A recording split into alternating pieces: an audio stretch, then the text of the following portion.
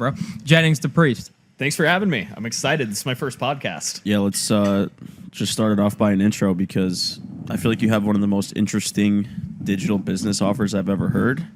You operate in the niche or the industry with the deepest pockets, which is government. So props to you. If you just want to give, a little background into how you got into online business, how you got to the point you're at today, and any pivots you made along the way.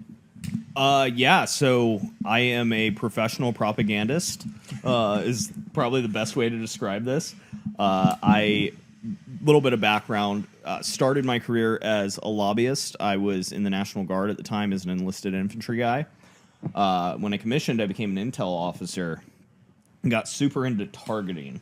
And while I was at intel school, I decided that I wanted to leave the lobby firm that I was at. I went in-house for a client, and they were like, oh, you'll do sales development. It's basically the same thing as lobbying. We're selling to the government, and you'll write out your non-compete like that. Well, what I quickly found out was they didn't have any marketing. It's really hard to sell if they have a bad website, no real social media presence. It's kind of what Wizard talks about all the time, like, Wizard. You can't close deals because nobody knows that you exist online. So I started learning Facebook ads. I started learning ClickFunnels. Shout out to any people who started on ClickFunnels and have since moved on to better platforms. But that's how I got my start. And long story short, once my time under non-compete was up, I made some friends who wanted to use digital advertising to influence legislators. My very first Facebook ads campaign in the political space was running Facebook ads where if somebody clicked on it, it would call a state senator. We sent hundreds of phone calls into like a handful of state senate offices overnight.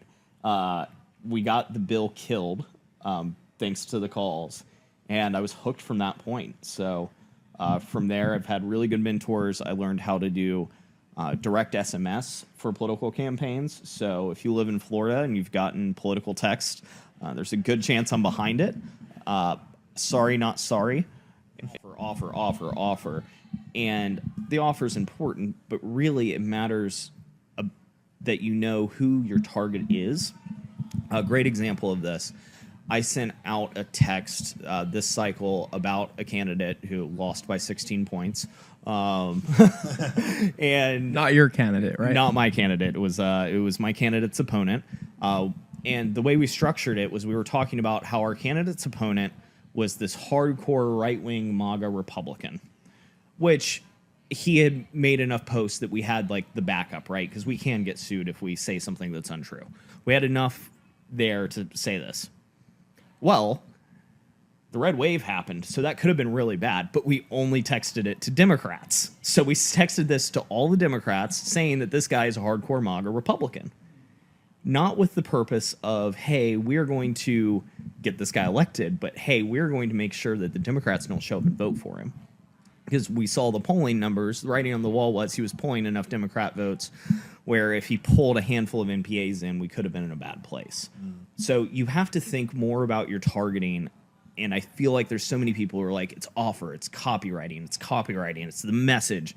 And like, yeah, it is, but your message has to connect with your target. If you don't know who your target is, or you have terrible targeting, right, which is the other thing I see all the time in politics and in marketing, is people are like, oh, I'm just going to put this out there. It's like, no, like, let's talk about targeting. Let's talk about like reaching the right people with your dollars, looking at polling data, right, for the issues that are most important. And it's really important to have good polling, which is why, most of the time I'm not running a race by myself. I'm coming in as the texting consultant, as the digital consultant, as the ads consultant.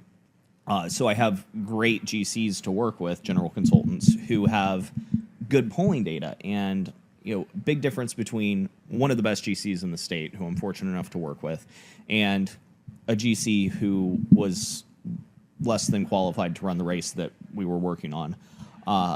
He came in at the last minute, brought me in to help save the race. The polling data just wasn't there. So the poll that they had floated didn't mention affordability at all, which affordability was the number one issue in the nation across parties. So we drove the word affordability on every single political text this cycle. Like, you didn't have a text that came out of me that didn't say affordability. Right. So that's like the most relevant pain point for every single person. Correct. Yeah. And that's at a broad level, right? There are great systems where you're able to cross-reference political data with consumer data. Like, hey, this person has a subscription to like car magazines or boat magazines, or this person also has a hunting license. Like this person subscribes to the NRA's list. And then you can get really targeted on like, this person wants to take away your guns. So last thing, if you have a list of people that like hunting, you could